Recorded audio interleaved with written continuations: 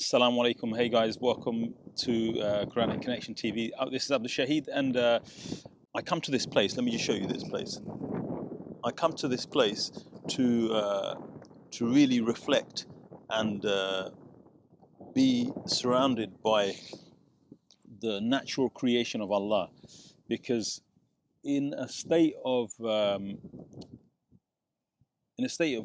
thought and contemplation, I find that when I am surrounded by material, whether it's concrete buildings or anything unnatural, I have less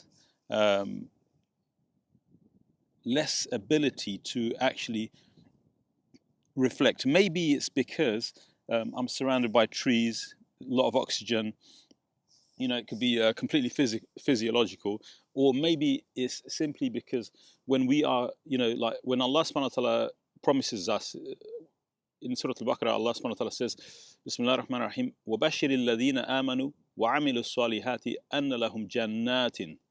Allah subhanahu wa ta'ala says, and give good news to those who believe and do take action. They believe and take action, that for them there is Jannat. Jannat, there is gardens. Allah doesn't promise one garden, Allah promises multiple gardens, like gardens of paradise. And obviously, when we conjure up the thought of a garden, we think about beautiful places. I mean, look at this place. It's absolutely amazing. Allah subhanahu wa ta'ala says, Jannatin tajri min tahtiha al-anhar. Like here, I'm sat in a garden, like an amazing park with water, and the whole thing. I love to sit and reflect. I love to sit and think. And if I'm in deep thought, this type of place really helps me to crystallize my thoughts.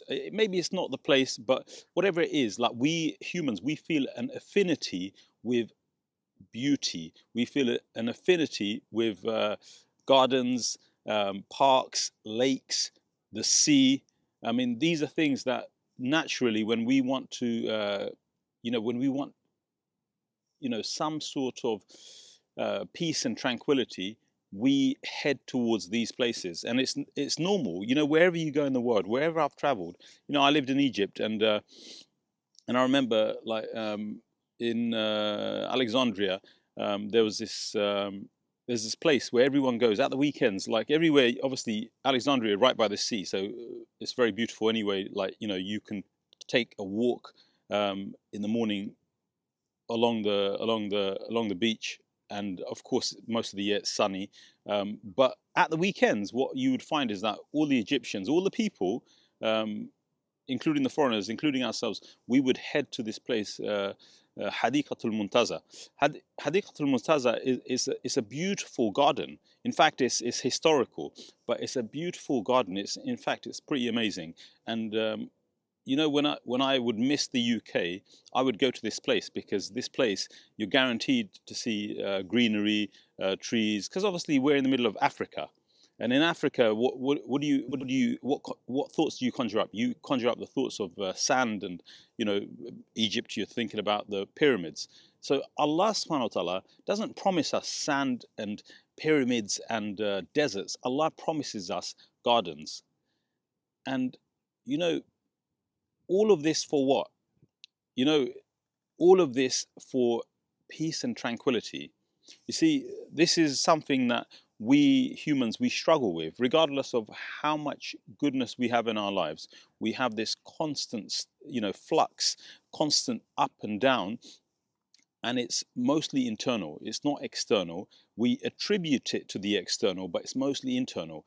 And of course, like the most, the one who is most in tune with his iman or her iman, the one who is, in the remembrance of Allah, then this is the one that has the most tranquility, or this is the moment that you will have the most tranquility. But there are external factors that help us as well. And obviously Allah promises us these things. So, like, what's the point of this video?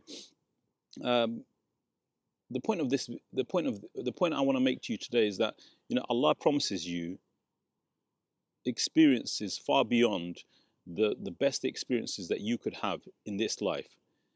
And these are the fruits of our deeds. These are the fruits of our beliefs. These are the fruits of the actions that we take. And I'm actually embarking on. I'm thinking about this, and I'm thinking this is something that we all struggle with, and this is something that, inshallah, I'm going to be working on.